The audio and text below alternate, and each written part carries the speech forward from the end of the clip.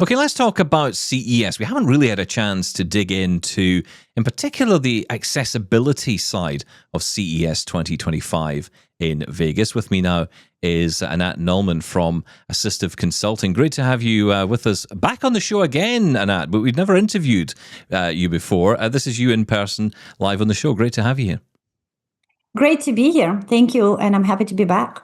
Now, I know you get around, you get to travel to lots of different events in America, which is wonderful. I know you've just come back from ATIA in Florida, and we're going to catch up with you on that at a different time. But since we haven't, as I say, really explored the whole CES accessibility story, I thought it'd be really good to do that. So tell me about this, because of course, CES, as I know myself, because I've been there before, it is a wild ride and it is quite an event to go to. And of course, it's mostly mainstream technology, but it does have a huge focus on accessibility these days, doesn't it? Well, wild ride is an understatement. It's a massive production that happens in Las Vegas in early January every year. Sorry, Anat. Let me quickly just make an adjustment here because something went wrong with the camera. It didn't flick to you. Okay. Let me ask you to, if you can just start that question again, or sorry, that answer again, please. Wild ride is probably an understatement when you describe CES. It is absolutely gargantuous, if there is such a word. It's very overwhelming, but it's also very exciting. And thanks to the CTA Foundation, which is the foundation side of CES, they have made a lot of strides in bringing accessibility and assistive technology companies to the show and really promote that side of consumer electronics. So I was really excited to see many companies, and it's still not a huge amount, but it's growing every year, that build assistive devices for people with disabilities, different disabilities, whether people who are visually impaired, people who have physical impairments, many companies in kind of hearing and speech space, but also seeing mainstream companies that design their devices in a way that they benefit everybody. Universal design, which is how we want it to be. That would be the ideal world. Yeah, absolutely. I remember being there in 2020, and it kind of felt, if I'm honest with you, Anat, it kind of felt that accessibility was tucked up the back of some hall somewhere, and I thought, it doesn't feel like it's getting the opportunity to be showcased in the same way. Mind you, in saying that, there weren't that many tech companies there either. But looking through the list of companies that you've spoken to, it seems there's a lot more there this time round. Are they more out there? Are they more in front of people getting attention? I think so. CES happens primarily in two locations, the Venetian Hotel and the Las Vegas Convention Center. Most of companies in accessibility field are located in what is called Eureka Park in the Venetian Convention Center, and they're right there in the front. So obviously, because it's such a huge space, if you go to CES, you want to do your homework and figure out who you want to see, kind of plan your visit. But what I liked about it is that most of the companies I wanted to see were in one place, and they were relatively easy to find.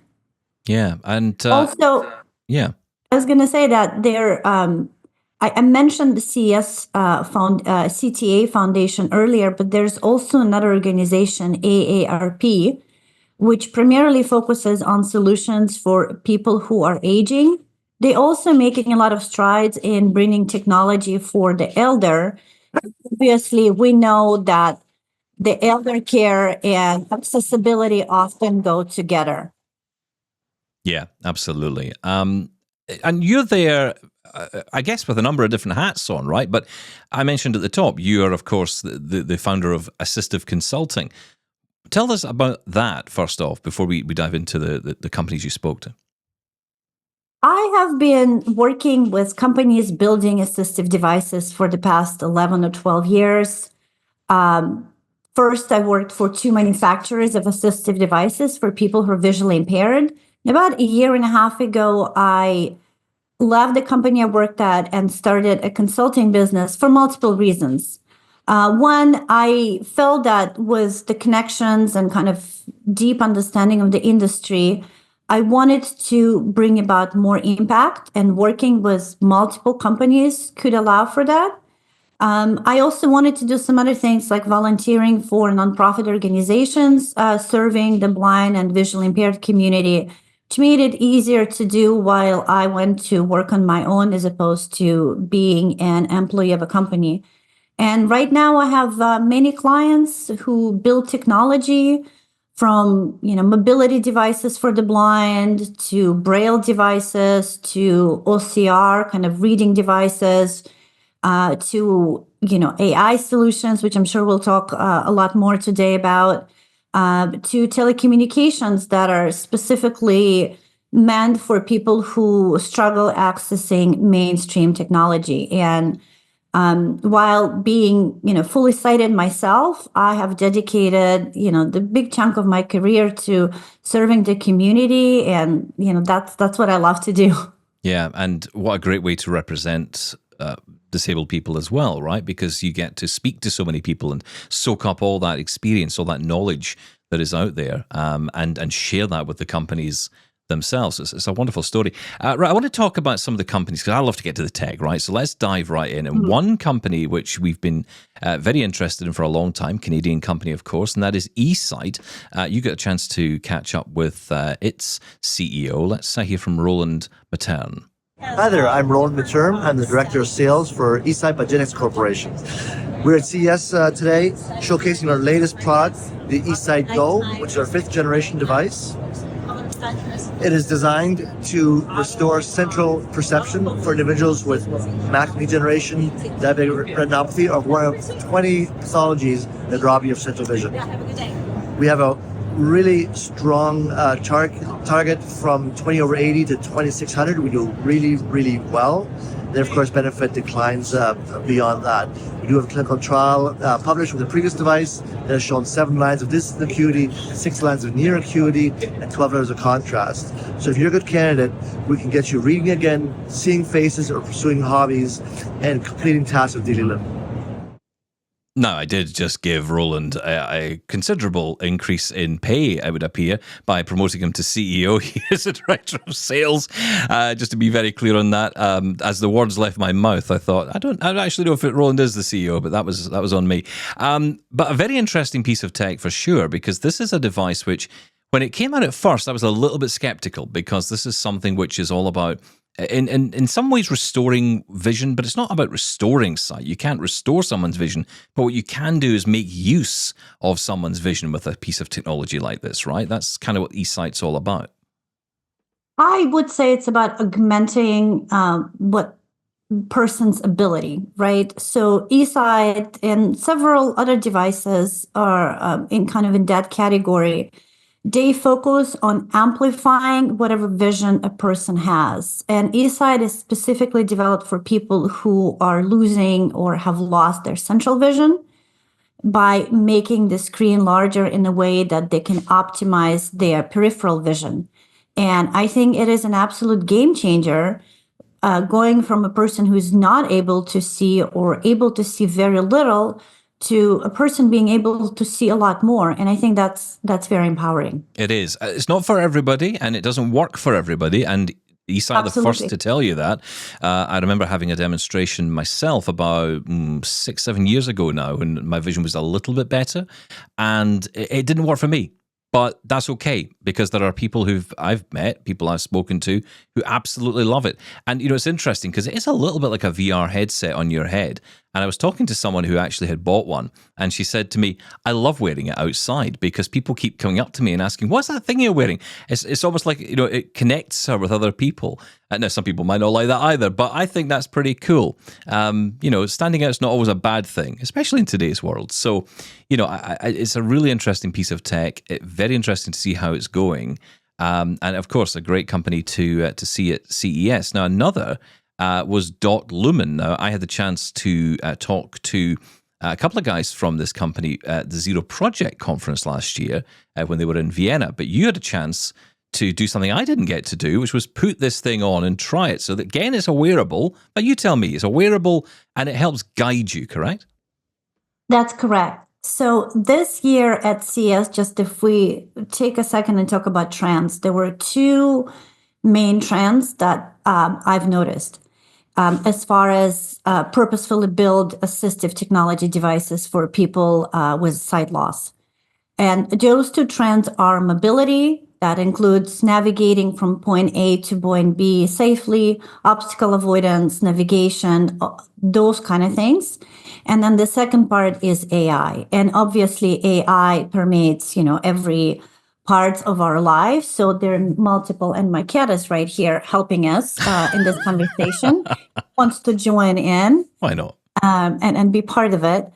So, and like I mentioned, AI, spans across all aspects of our lives. So DotLumen is a company in the mobility space. It's a wearable device that you wear on your head. And what's interesting about them is that it provides you a safe path. Well, many other devices tell you where the obstacles are. DotLumen actually tells you where the safe path is. And the way it works, it has haptic feedback on your forehead. And so it's a wearable device that you wear on your head. And it doesn't cover your eyes, but it covers your forehead. And the way that it works is that you want to feel that haptic feedback in the middle of your forehead. So if I feel the haptic feedback on my right, then that means I want to move to my right. So the haptic feedback kind of becomes in the center.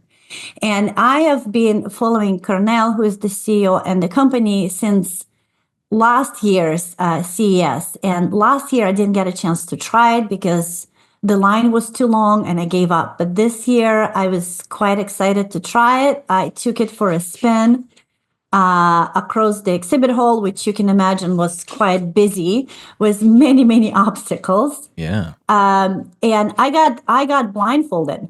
As a sighted person, they said, if you really want to experience DotLumen, you have to get blindfolded.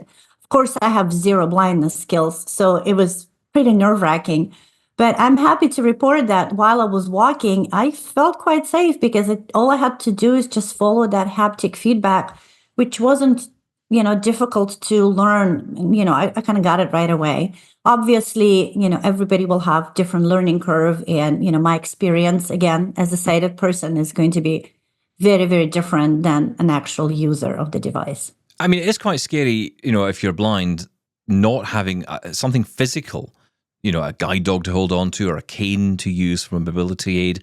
That can be a little bit nerve-wracking. And people I've spoken to who've tried it have said, yeah, it's a really interesting concept, an interesting idea. And it is still kind of at that prototype stage, isn't it? I mean, the version that's out today is not the one people would likely buy.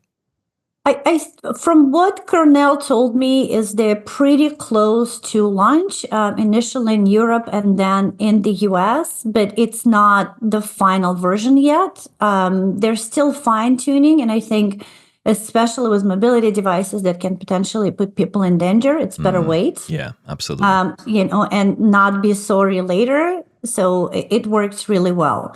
Now, whether it can work without a white cane or a guide dog, I'm not sure.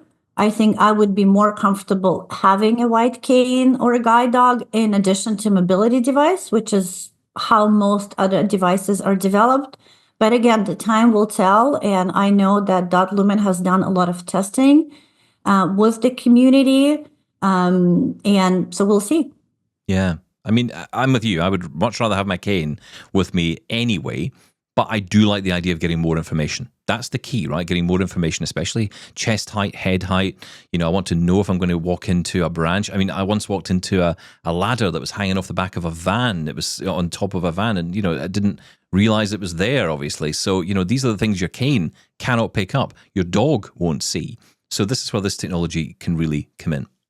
Yes, absolutely. So DotLumen specifically can detect objects from floor to kind of ceiling or, like head level or slightly above your head.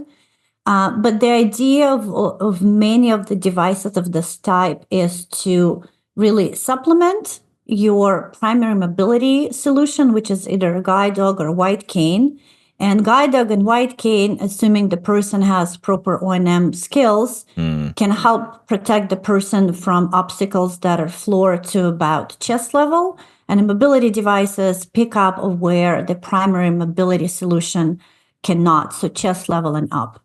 Yeah. So with DotLumen, it can do both.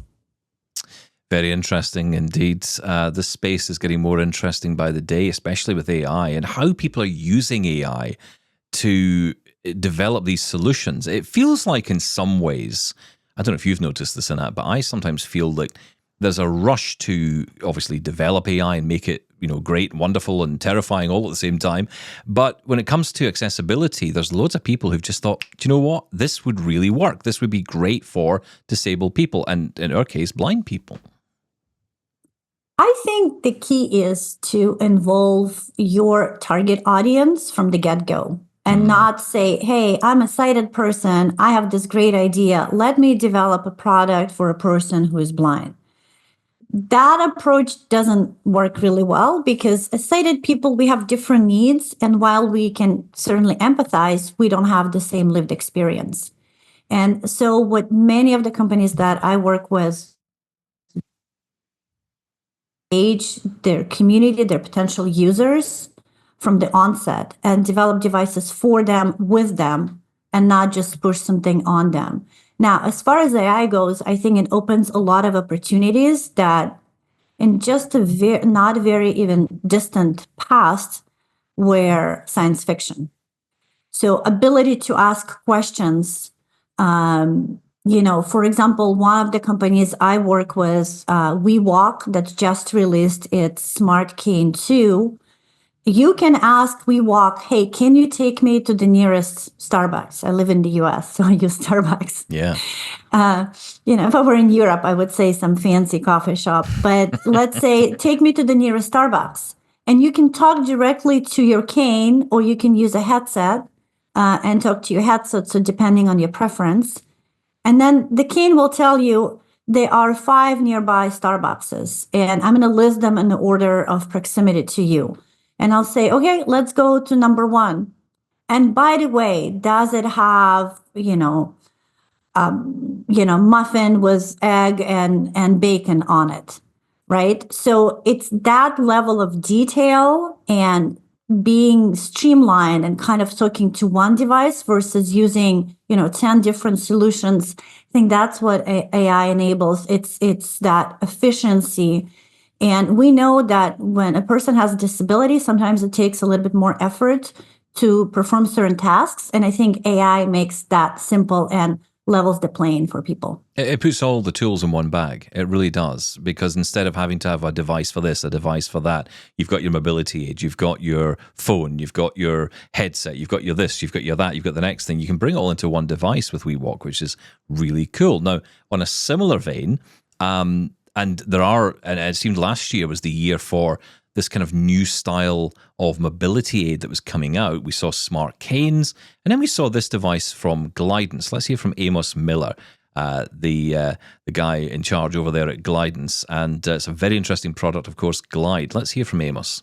So hi, Anat, thank you very much. My name is Amos Miller. I'm the CEO of Glidance, and we're bringing about the first of its kind intelligent guide for the blind. This is Glide over here. It's an autonomous, intelligent guide. It basically uses those 2 wheels to guide me. It has cameras, sensors, and a whole bunch of things in the device. And it's really providing another mobility aid for the blind alongside the cane or the guide dog. So I'll just show you at the moment on this demo simply how I walk along a corridor with Glide. And it's currently the camera is turned on. It's the autonomous capabilities are working. And it's going to keep me from bumping into things, hopefully. That's the plan. So you can see that it's making small wheel adjustments as I walk, just to keep me on the safe path. It's taking these 3 little turns. Now it's put the brakes on because something has happened in the front of it. Yeah, there were people walking. Yeah, so if somebody jumps in front of it, it just puts the brakes. But otherwise, it tries to look for a path and just guide me on this path. Oh, another brake. Yeah, so that really works. I'm using it now in freestyle mode, which means that I'm telling it where to go, but it's just keeping me safe as I'm walking. Basically, I'm just using it as a mobility aid. I've got to tell you, Anat, that device just excites me so much, because the potential here to use AI to take me from place to place, help me, and I say take me, but having a chance to try this at Sight Village last year, it's not taking you anywhere. You are pushing the device. You're in control of it. You are pushing the device. It is helping guide you by taking you left, right, as Amos was saying there. It's guiding you through a throng of traffic or whatever it is you're trying to get to, especially at CES. I can only imagine the challenges of getting through. I loved, for example, when someone stood in front of it, it just braked. And I love that. That's just amazing. It is incredible technology. Did you get a chance to get hands-on? What was your take on it? I did. I like to think of Glidance as a partnership, right? It's you and this robotic device that you have this union with, right? So while there are different modes there, right? So in the mode that we just saw in the video, I as a user can basically walk wherever I want to go, and Glidance will keep me safe from bumping into people and other obstacles.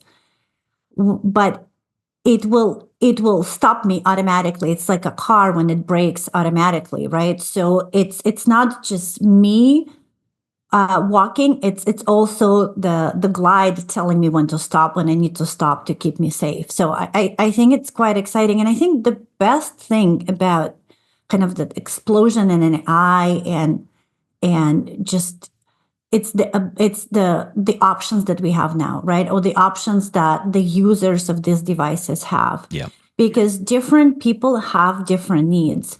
Somebody may prefer the Glide, somebody may prefer WeWalk, somebody may prefer Lumen, somebody may prefer Bipad, which is another company I work with, and it's a wearable device that you wear on your shoulders. And it has obstacle avoidance, GPS navigation, AI, kind of all of these features together. And the best thing is we have all of these options. And part of what I try to do is to help these companies bring their technology to market on one side, but also put information out there with the video reviews that I do, to bring awareness to different solutions so people can be educated and make the best decisions for themselves as far as what can benefit them specifically the most. And let's be honest about it. You can tell someone all day and night about something like Glide, but until you actually see it in action, you don't really understand it. I could not get my head around it until the first demonstration videos came out from the company, and then I got hands-on. But even, before the hands-on, I at least had a sense of, okay, this is how this thing works. Because there are just so many questions, especially from someone like me who may consider buying one of these down the line. What on earth is this thing capable of? What can it do? And of course, then we start to learn that, and then we want it to do more and more and more, because that's what we want. But that's the joy. And of course, the company do listen, and Glidance really do listen to the community. Just to your point, I think part of what the companies need to do is to show up in more events where a lot of potential users go to and do demo days. And many of them do. Unfortunately, because, all of these companies are startups, it becomes financially challenging to be everywhere. So we're trying to, maximize that ability to see devices through big conferences.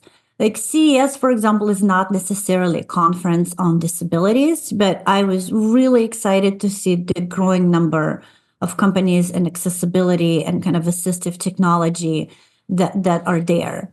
And, there are other big events coming here or just happened, like ATA and CSUN in the US, Sight City in Europe, and many smaller ones. So I think companies just absolutely have to go there and exhibit their products and have as many potential users put their hands and, faces and, other parts of their body on those devices so they can actually try them and get a feel for them. Because like you said, when you can't see or you can't hear or you have other sense, that's impaired, you have to experience it in a way that is meaningful to you. Why do they go to CES? Is it about attracting investors? Is that the kind of aim for someone like Glide or a company like Glidance going there? So I can't speak for Glidance specifically, but I think in general terms, there are several reasons to go to CES. One is potentially attract investors. Two is to participate in different pitch competitions, and get feedback from investors, even if there is not necessarily a monetary award, but get feedback, get recognition. Network with companies, with organizations, like I mentioned, AARP, who's becoming, a player, and CTA Foundation, and many others. Some companies are looking for parts, especially if those are complex, also mechanical devices in addition to software and AI. That's a great place to find components and strengthen relationships with suppliers.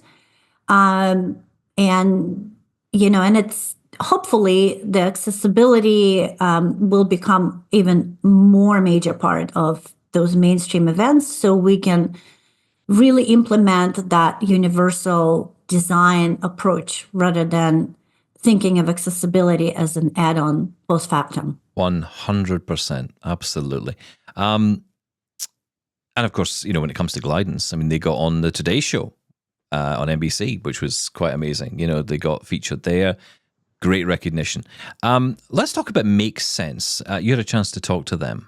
I'm Robert Quinn, I'm the CEO of Make Sense. Make Sense is a company that's developing very, very precise outdoor navigation tools for people at night. This is a prototype device we've made, it's called Vector. It pairs with your smartphone and is able to guide a person very, very precisely through space using a combination of computer vision from the iPhone and what's called RTK GNSS from the device itself, which is a very precise GPS.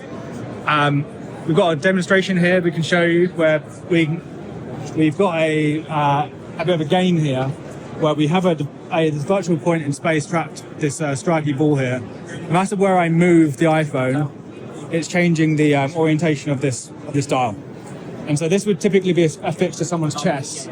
And so as they're walking through space, it will constantly be retargeting new areas, and the device will point them towards that area, and they're able to follow the guidance of the device to get from A to B very, very precisely. And if you kind of pan the camera around behind you here, this is an example of a person walking in our lab.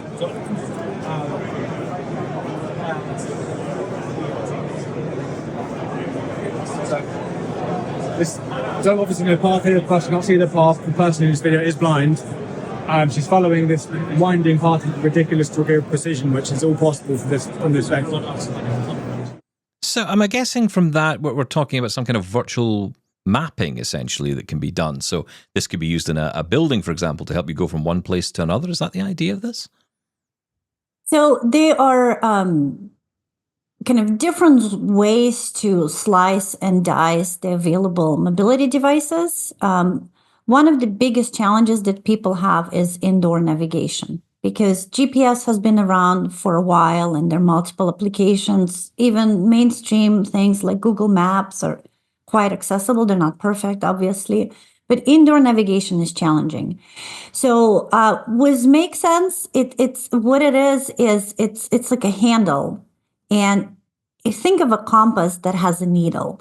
And on that handle that you hold, which is, light and quite inconspicuous, there is this kind of like a tongue, like a little piece that's almost serves like a needle of your compass, and you put your thumb on it.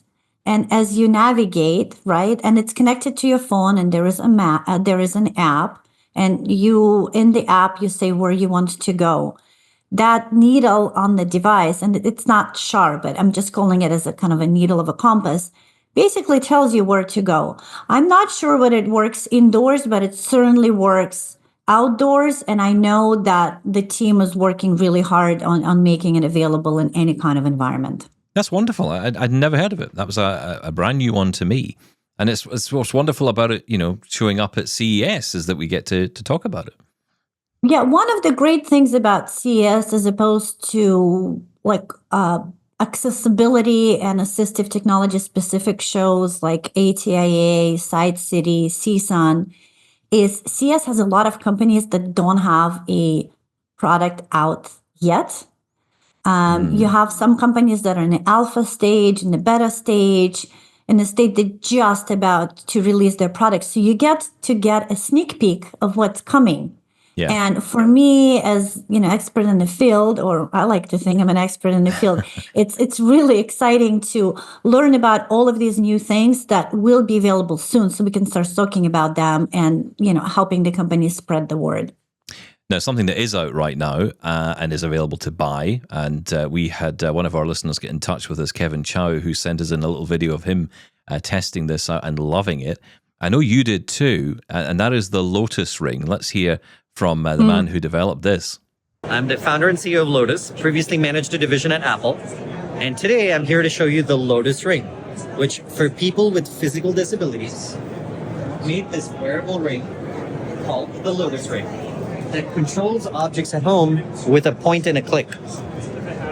But unlike traditional smart home technologies, unlike say Alexa, there are no apps, no rewiring, and no internet. It's completely offline. So, can I get a volunteer? Would you like to? Okay. So, are you right-handed or left-handed? Okay. I'm gonna eyeball your finger size. So we recommend your pointer finger. Perfect. The black strip is like your TV remote, and you push this button with your thumb. So here, if you come by and close your fist and aim it in that direction, and just push the button and let go. There you go. This is it. Go ahead. That's it. You are officially trained. And that's it. That's all you do. You just point the device, the ring in this case, at whatever it is you're wanting to action, and that's it. It just turns it on because, as Deval says there, this is something which goes over, in this case, a light switch. Honestly, Anat, the potential of this is huge. I think this could really go far, don't you? I'm absolutely enamored with what Lotus is doing. I met Deval at CES last year, and we kind of stayed in touch, and we invited him to participate in a pitch competition here in Silicon Valley that they actually won, and they were competing against purposefully built assistive technology companies. So having a company that is mainstream, that has developed its product with such elegance and simplicity that it works virtually for anybody, I think that's the future. It's commemorable. It's how we should be building products.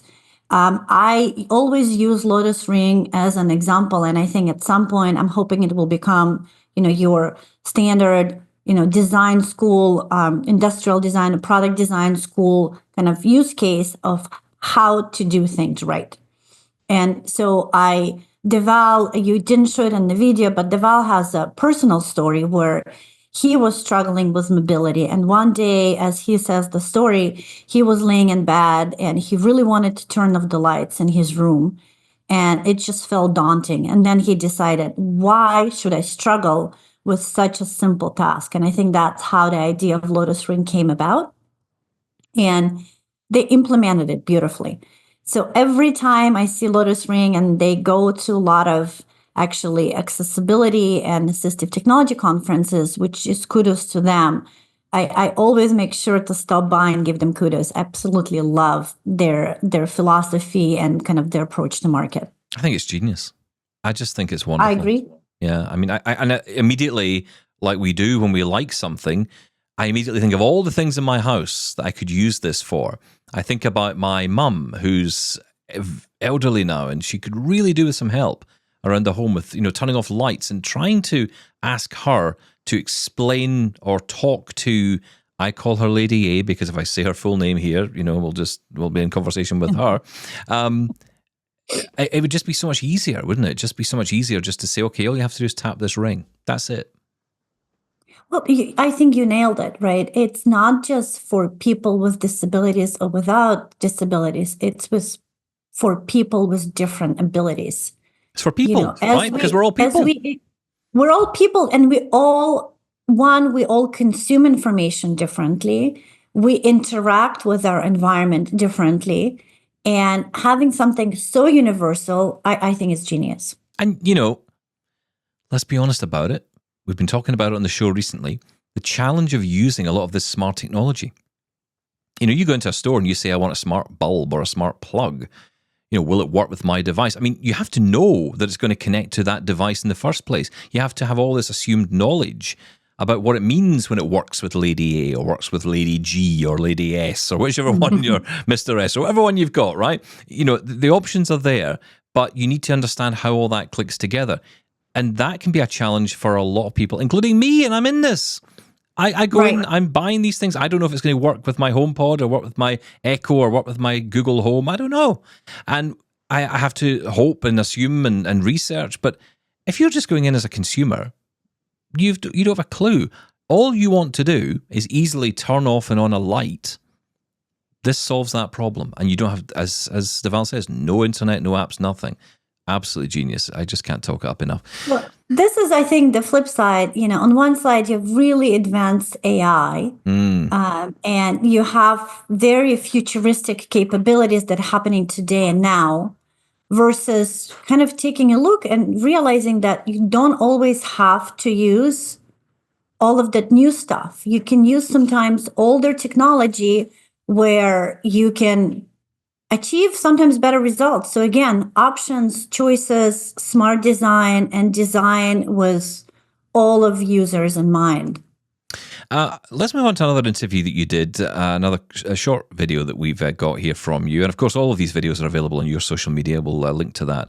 And of course, tell people how to find you a bit later. But this is MouthPad I wanted to talk to you about. Hi, I'm Corbin with Augmental, and we make the MouthPad. It's a smart retainer with a touchpad for your tongue and accelerometer and gyroscope for head controls. So with it, you can control the cursor on your smartphone, on your computer, or any other Bluetooth connectable device. And primarily, we're working with people with severe hand impairment, and we're prototyping wheelchair driving at the moment, as well as silent speech interfaces. Now, this sounds very interesting. Am I guessing that this is like eye control, but with your tongue? Is that how this works? That's exactly it. So if you think about kind of like a retainer, right, that you wear in your mouth. So this thing is relatively small, and it's mouse pad, pun intended, that you wear in your mouth. And it touches kind of the top of your mouth from the inside. And then you navigate or you control it with your tongue. So for people who are quadriplegic or have other challenges, or like have, no arms, no hands, or not able to control their arms or hands, this is a fantastic idea. And it's think like a mouse that you can control any kind of like websites or, any like tablets, any electronic devices with just your tongue. When I saw Augmental, I was incredibly excited, even though, I specialize in devices for people who are visually impaired. This is another device that is just, I think, so needed and really smartly designed. And as Corbin was talking, I don't know, Stephen, if you picked on that, but he had this device in his mouth. Yes. And he was actually showing it to me. And I didn't even realize that's what he was doing, which is not on the video. I said, so do you have it in your mouth? He says, yes, that's what I was doing this whole time. So he can still talk with it in. He can still talk with it, and he spoke just fine. I mean, you can hear maybe a little bit of something that, he has maybe like, speaking with a gum in your mouth, but it's very legible and understandable. So I actually, when I posted this video, an acquaintance of mine, she pinged me and she says, I use this device, and there was a video of her using it. So it kind of came full circle, and I was really, really excited to meet the guys from Augmental and record that video, because their work, I think, is incredibly important. I don't know if you'll know this. I wonder this more than anything else. Is the technology for the cursor in the phone, is that part of Apple's accessibility suite, or is that something that Augmental has had to build in somehow? I don't know the exact answer to this question, but I suspect, and I'm speculating, and we can verify that with Augmental and maybe add a comment to this interview once it's published. But I suspect it's something that they designed. It's very interesting. Very interesting indeed. I mean, again, just wonderful.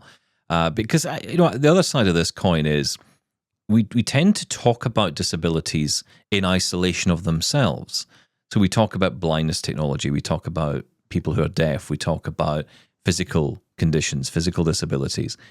But of course, many people have multiple disabilities as well. Correct. So deaf-blind people is the obvious jump, right? So, you think, okay, that's one reason why Braille is so popular among the deaf-blind community, whereas, blind people, it can be almost an optional thing.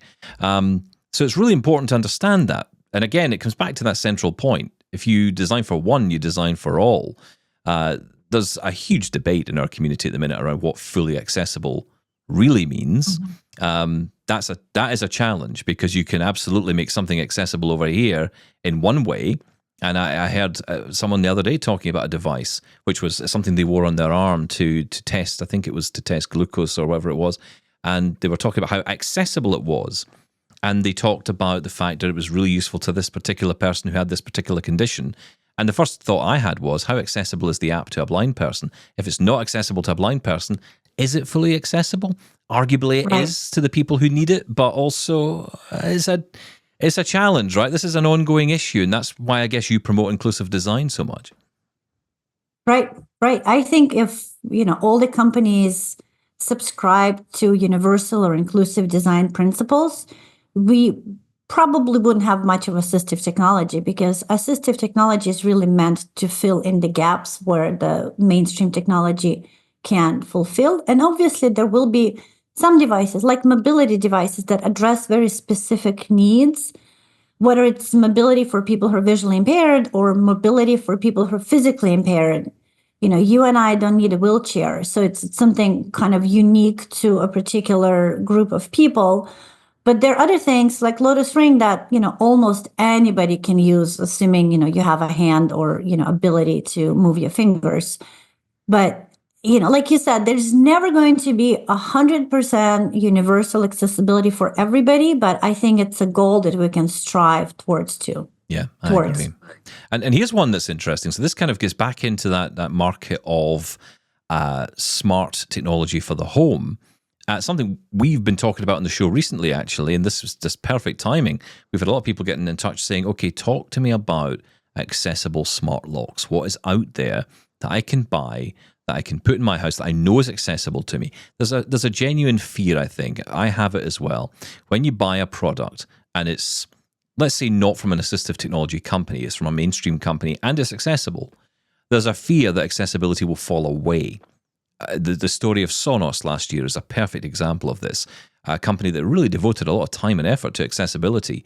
And that accessibility was lost when a new app came out and it was not accessible in any way. And suddenly blind people were left cut out of using very expensive home entertainment technology. So that's a real fear. So when we hear about a company that's doing great things in this space, we're all in, we're all interested. As long as they keep it up, I always say that. You've got to remember, you cannot forget accessibility. It's not a one and done deal. You've got to absolutely build it in, but you've got to maintain it. You've got to maintain it like you do the product itself. Love it like you love the product. But this is the smart lock. Let's hear more about this. So we have here the X Things Mission Ultra Lock series, which is a completely wireless smart lock that does not have any type of buttons, does have a physical key that you can use. More importantly, it operates in a way where you just need to have your phone nearby and it's able to unlock your lock, making it one of the easiest smart locks that you can use, because it is fully accessible for all individuals, regardless of their disability or other type of barriers they may have opening up their front doors.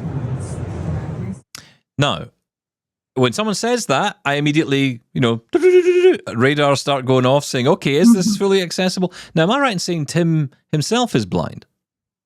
So, really interesting stories. It's just actually a cute story. Tim is a friend of mine, and we were going to meet up. And I said, Tim, I'll come to you. Where are you? And he says, I'm next to this company, XReal. So I looked it up on the CES website and I walked there. And he is engaged in deep conversation with the founder, the marketing director, and a few other folks at XReal. And he says, check it out. So we started talking to the folks at the company, and we both felt that it's another example of something like a Lotus Ring, where they've designed a completely mainstream product, but with people with disabilities in mind. Again, that universal design principle that is so, so important. And you hear me preach about it. I've turned into a preacher of universal design. Quite right. So they have asked Tim, who is totally blind, to do a demo and do a spiel for them. So that's what you're seeing in this video. So Tim doesn't work for the company, but we both felt that it's just a great solution for people who are visually impaired. And then the CEO of the company told me that they really designed it in a way that it works for people who are visually impaired. That was part of their mission, and their company located here in California in the Bay Area, and designing for kind of universally for people with different abilities, with or without disabilities, is really, really important to them. So I wish more companies will take that approach. That's a great story. That's absolutely wonderful. Now, I know you've just come back from ATIA, and there's lots to unpack from that as well, I'm assuming alongside a suitcase. So, do come back and talk more about that with us soon, because we could keep you here all day to talk about all these wonderful announcements, lots of other interesting companies at ATIA as well. So come back soon and talk to us about that. In the meantime, though, for people who want to follow you on social media, and I know I follow you on LinkedIn, but I believe you're on there are other social networks, right? Right. So I think, I'm most active on LinkedIn, just under my name, Anat Nulman, ANATNULMAN.